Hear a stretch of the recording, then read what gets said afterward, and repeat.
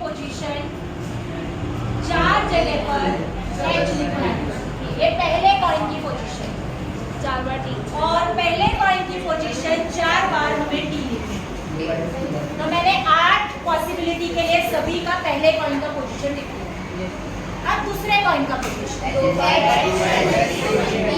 Coin के position में 2 जगह पर 2 पॉसिबिलिटी में H, 2 पॉसिबिलिटी में T, वापस से 2 पॉसिबिलिटी में H और बचे हुए 2 पॉसिबिलिटी में T। इसके बाद ये 2 कॉइन का पोजीशन हो गया। अब तीसरे कॉइन का पोजीशन, पहले पॉसिबिलिटी में H,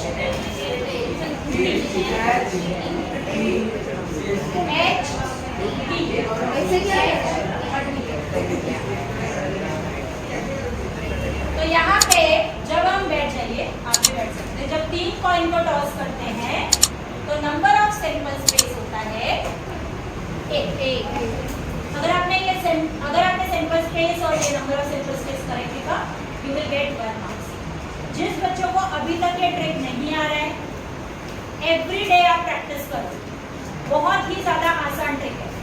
और इस ट्रिक से अगर आप सैंपल स्पेस लिखोगे बोर्ड एग्जाम में भी, आपका मिस्टेक नहीं होगा।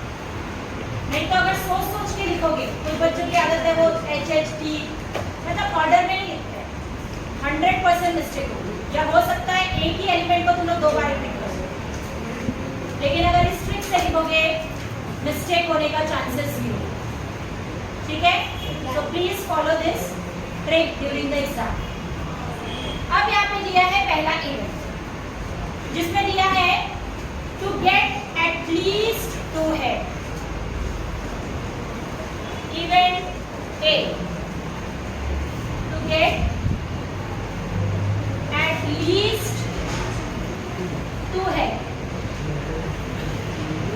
एटलीस्ट का मतलब होता है कम से कम। क्या होता है? कम से कम। अगर कम से कम 2 बोला है तो आप उससे कम नहीं ले सकते। मतलब एक जिसमें हेड है वो नहीं चलेगा, 2 वाला चलेगा और ज्यादा वाला चलेगा। मतलब 2 हेड की जगह 3 हेड भी है तो वो भी चलेगा। कम से कम का मतलब है उससे कम नहीं ले सकते। तो यहाँ पे कंडीशन है एटलीस्ट 2 हेड। सुमित खड़े जाओ। क्या यहाँ पर कम से कम 2 हेड है? पहले पॉसिबिलिटी में कम से कम 2 हेड दिखाई दे रहा है। 2 बार H लिखना चाहिए, दिख रहा है? ये 2 से ज्यादा है, ज्यादा वाला चलेगा, 2 से कम वाला जो है वो नहीं चलेगा। इसमें देखिए 2 हेड दिख रहा है क्या? तो ये भी ले सकते हैं। इसमें देखिए यहाँ पर भी 2 हेड है तो ये वाला भी ले सकते हैं। और इसमें ये नहीं चलेगा क्योंकि कम से कम 2 बोला था, इसमें तो सिर्फ 1 है। तो ये ऑप्शन नहीं चलेगा, पॉसिबिलिटी ये नहीं चलेगा। ये possibility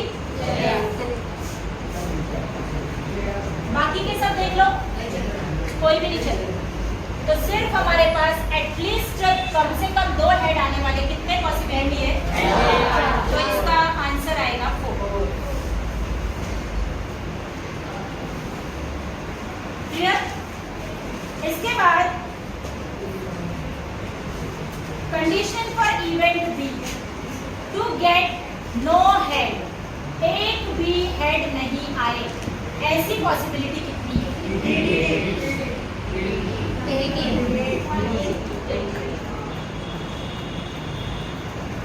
to get no head, एक भी हेड नहीं चाहिए। 8 पॉसिबिलिटी में से वो पॉसिबिलिटी ढूंढो जिसमें एक भी हेड ना हो, सिर्फ एक पॉसिबिलिटी दिखाई दे। 10। अगर ये आता है कॉइन पे तो हेड नहीं है, तो हेड ऑफ B कितना आएगा? सिर्फ 1। To get head on the second coin, ध्यान रखना ये जो 3 का ग्रुप बना है ना, ये पहले कॉइन पे आया है हेड, ये दूसरे कॉइन पे आया है और ये तो दूसरे कॉइन का बोला है देखने के लिए। To get head on the second coin मतलब बीच में जहां पर H लिखा है सिर्फ वही ले सकते हैं। पहला, दूसरा, तीसरा, चौथा, पहले और छठा। इवेंट C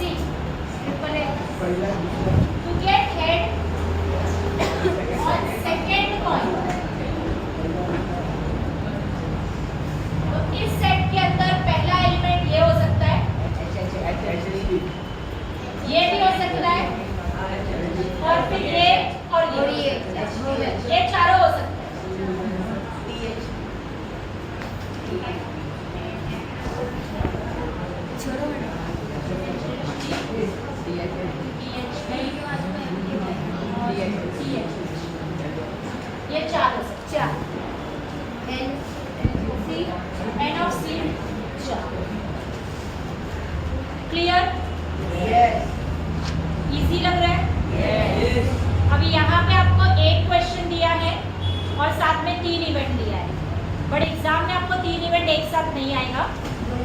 आपको अगर 2 मार्क्स का क्वेश्चन आता है तो आपको एक्सपेरिमेंट आएगा, सैंपल स्पेस और ये लिखने का हाफ मार्क्स होगा, और कोई भी एक इवेंट आएगा, इसका सेट और इसका number of element in the set लिखने का हाफ मार्क्स, तो मिला के कितने हो गए? 2। तो 2 मार्क के लिए सिर्फ आपका एक्सपेरिमेंट और एक इवेंट आएगा, और अगर 3 मार्क में आया तो एक्सपेरिमेंट के साथ 2 इवेंट आएगा। 3 इवेंट वाला कोई भी क्वेश्चन बोर्ड एग्जाम में नहीं आएगा, कम से कम 2 इवेंट, मैक्सिमम 2 इवेंट ही आएगा, और कम से कम एक इवेंट। ठीक है, आगे बढ़े। बाकी के क्वेश्चन आप कर सकते हैं, या कोई और क्वेश्चन है जो आपको सॉल्व कराऊं मैं? चेक करो और बताओ जल्दी। M1, M2, M2 and 2 remains are W1, W for the men, M for men। ठीक है, अब हम लोग को इन 3 मेन और 2 विमेन का को एक ग्रुप बनाना है, और उसका कमेटी का नाम है एनवायरमेंट कमेटी ऑफ 2 पर्सन। और कमेटी में कितने पर्सन आ सकते हैं? 2 पर्सन आ सकते हैं। कौन बताएगा कि इसका सैंपल स्पेस क्या होगा? हमारा एक्सपेरिमेंट है टू फॉर्म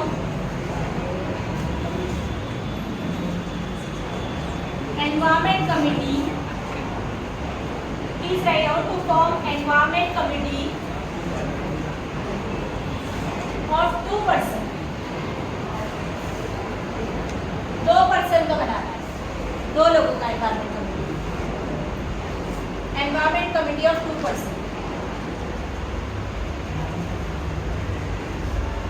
सैंपल स्पेस कौन बता सकता है? सबसे पहले आप एक फर्स्ट मेन से स्टार्ट करेंगे। एक हमेशा कुछ बच्चे सही तरीके से सैंपल स्पेस नहीं बनाते, इसीलिए उनकी गलतियां होती हैं। बिना गलती किए सैंपल स्पेस बनाने का अचूक तरीका ये है कि आप एक मेंबर को कांस्टेंट रखें और उसके साथ सारी पॉसिबिलिटी वाली जोड़ी दें। जैसे अगर आप M1 के साथ बनाते हैं तो M1 W1 का एक पेयर बना सकते हैं, और M1 के साथ अगर हम रखते हैं तो W2 का एक पेयर बना सकते हैं। तो M1 के साथ इतना ही पॉसिबिलिटी।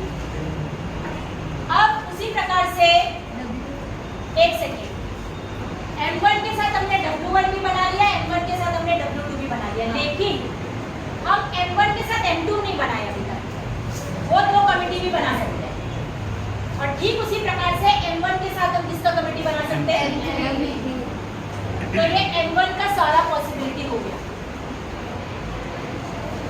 2 मेंस भी बन सकते हैं एक साथ कमेटी। अब हम M2 के साथ कमेटी बनाएंगे, तो हम M2 के साथ M1 बनाए। ध्यान देना यहाँ पर, M2 के साथ M1 अगर हम लिखेंगे तो वो ऑलरेडी यहाँ पर हो चुका है, क्योंकि फर्स्ट मेन और सेकेंड मेन का ऑलरेडी कमेटी हो चुका है। भले वो M1 M2 लिखो या M2 M1 लिखो, मेंबर तो सेम ही है ना उस कमेटी में। इसको इसके साथ कमेटी बनाओ या इस मेंबर को इसके साथ कमेटी बनाओ, कमेटी में तो सेम ही मेंबर है, तो इसको 2 बार रिपीट नहीं करना, वरना मिस्टेक हो जाएगा। ठीक है, तो हम M2 के साथ W1 लेंगे और M2 के साथ हम W2 लेंगे। अब M2 के साथ M1 का कमेटी तो ऑलरेडी हो चुका है, अब M2 के साथ किसका कमेटी ले सकते हैं? M3 का।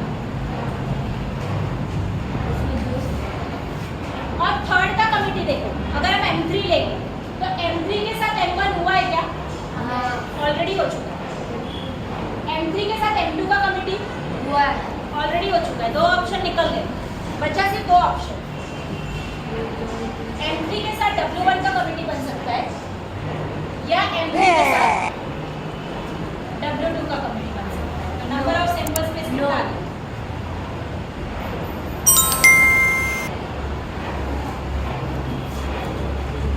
बहुत सारे बच्चे सैंपल स्पेस नहीं लिख पाते सही तरीके से। समझ लो कि सैंपल स्पेस आप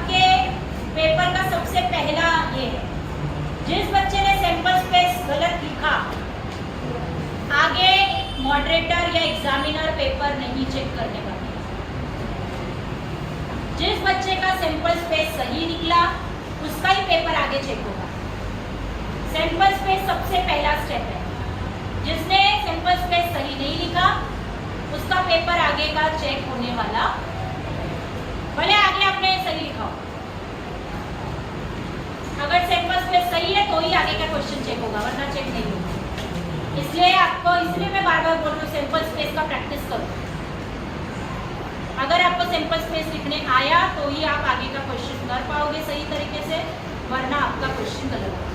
पहला इवेंट देखिए, event A, there must be at least one women member. उस कमेटी में कम से कम एक वुमेन मेंबर होनी ही चाहिए, कंपलसरी। मतलब सिर्फ मैन वाला नहीं चलेगा।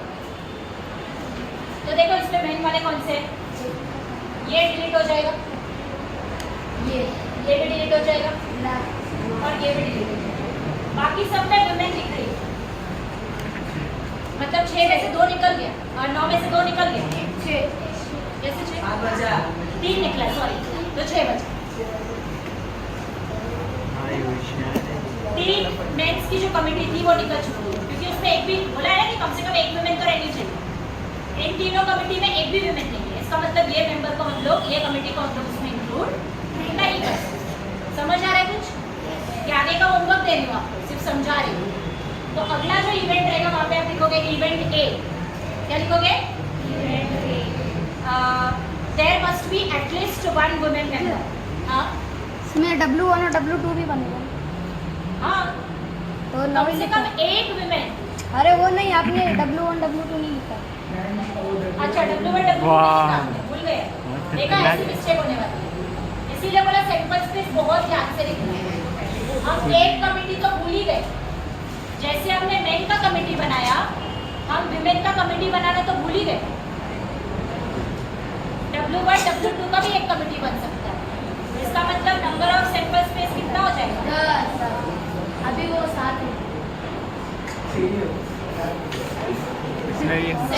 सही बोला, नाउ इट इज 7, क्योंकि 3 डिलीट हो गई।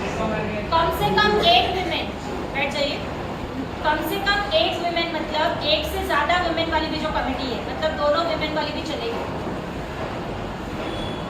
बच्चे इसी में कंफ्यूज हो जाते हैं। कम से कम वाला जो क्वेश्चन आता है एटलीस्ट, और एक और क्वेश्चन अभी आगे आएगा जिसमें लिखा रहेगा एटमोस्ट, ज्यादा से ज्यादा।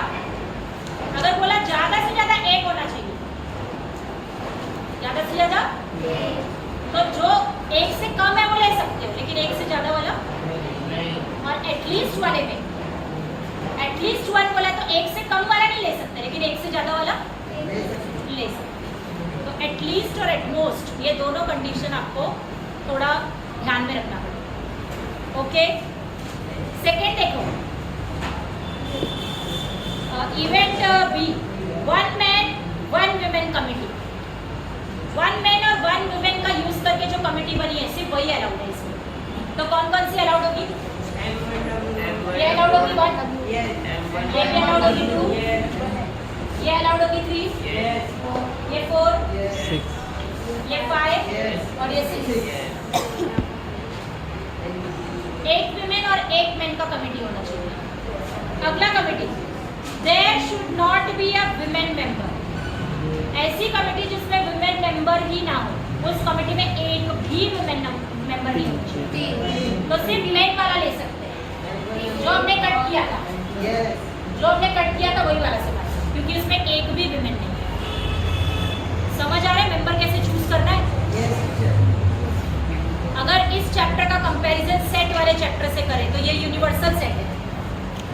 बाकी जो सारे इवेंट रहेंगे, इवेंट ए बी, वो सब इसका सबसेट रहेगा, मतलब इसी के अंदर से ढूंढना है।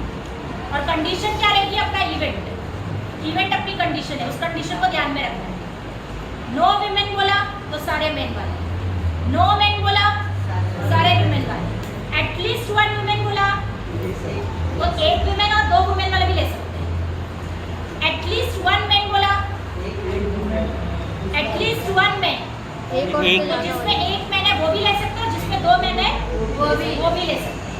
और एटमोस्ट 1, एटमोस्ट ज्यादा से ज्यादा एक मैन हो सकता है, तो दोनों विमेन वाला भी ले सकते हैं क्योंकि कम वाला ले सकते हैं, और जिसमें 2 मैन है वो ले क्योंकि एटमोस्ट 1 बोला है, तो एटलीस्ट और एटमोस्ट। सुमित को नींद आ रही है सर, ऐसे पकड़ के क्या पढ़ा रही टीचर, एटलीस्ट एटमोस्ट ध्यान रखना भाई। लोरी गा रही है, प्रोबेबिलिटी की लोरी चल रही है। इसके घर पे लगा देना। चैप्टर अच्छा नहीं, बहुत ज़्यादा सिंपल है, बट आपको समझने और प्रैक्टिस के ऊपर।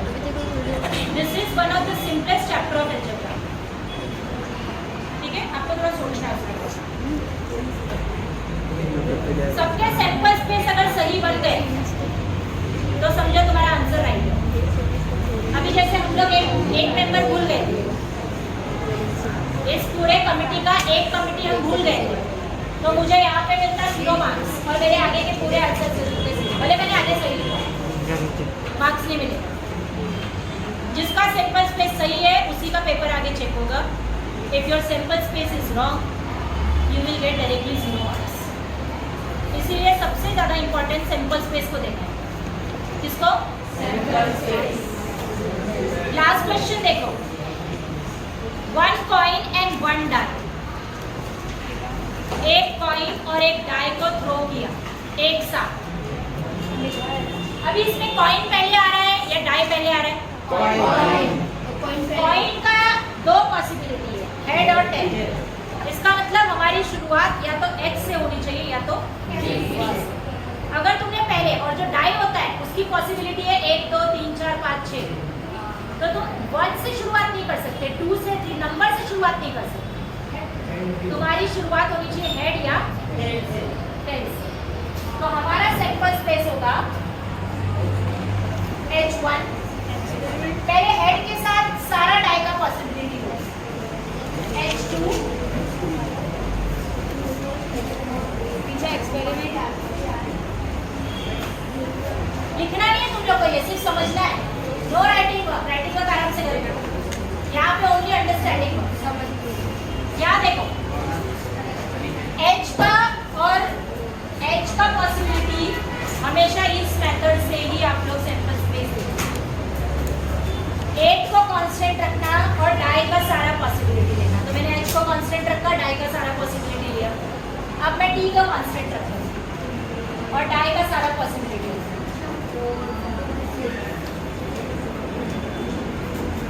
तो 6 और 6 12, सैंपल स्पेस आ गया 12। Number of sample space 12। पहला event, to get head and a odd number. इसमें से ढूंढो कहाँ पे हेड के साथ ऑड नंबर है। तो पहले इवेंट का जो सेट होगा H के साथ 1 ऑड नंबर है,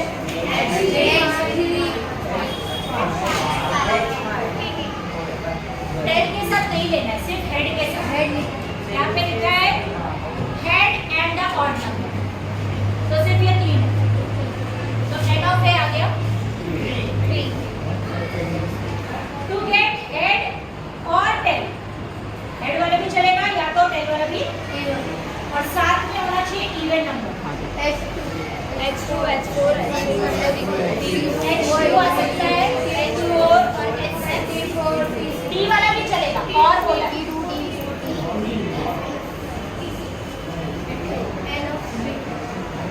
दोनों चलेगा, इसलिए 6।